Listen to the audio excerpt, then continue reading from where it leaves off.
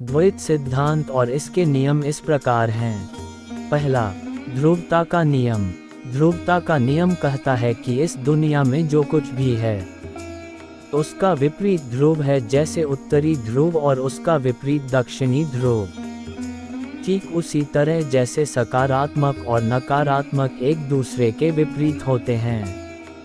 आपके पास श्वेत के बिना काला, मृत्यु के बिना जन्म, अंधेरे के बिना प्रकाश, उदासी के बिना खुशी, बीमारी के बिना स्वस्थ, बुरे के बिना अच्छा आदि नहीं हो सकता है। इस कथन के अनुसार यदि आप खुश हैं तो आपके दुखी होने की संभावना है, लेकिन अगर आप दुखी हैं तो आपके पास खुश होने की भी संभावना है। दूसरे उदाहरण के रूप में एक सिक्के के बारे में सोचें। दो विरोधी पक्ष हैं जो अलग दिखाई देते हैं, लेकिन वे एक ही वस्तु के दो पहलू हैं और वे अविभाज्य हैं। जब आप एक सिक्का उछाल सकते हैं और चित प्राप्त कर सकते हैं, तो इस बात की हमेशा संभावना होती है कि आपको पट प्राप्त हो सकते हैं। हर समय विपरीत की संभावना होता ही है। ध्रुवता के इस नियम से हम अंधेरे और रोशनी की क्रिया और संबंध जान सकते हैं, बस हमें इस पर शोध करनी होगी। हम ध्रुवता के इस नियम को अपने जीवन में अच्छे और बुरे का एहसास करके लागू कर सकते हैं और उसके अनुसार हम कार्रवाई कर सकते हैं। यही ध्रुवता का आध्यात्मिक नियम कहलाता है।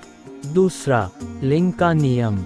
अध्यात्म का यह नियम बताता है कि प्रकृति में सब कुछ दो लिंग में है, अर्थात पुरुष जो चेतना है जो कि पुरुष पहलू है, और प्रकृति जो स्त्री पहलू है, जिसका अर्थ है कि प्रत्येक जीवित प्राणी में पुरुष और स्त्री पहलू होता ही है।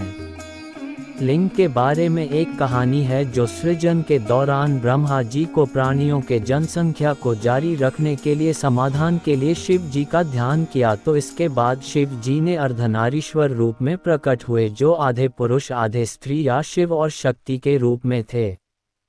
तब ब्रह्मा जी ने उसके बाद ब्रह्मांड का निर्माण कार्य जारी रखा।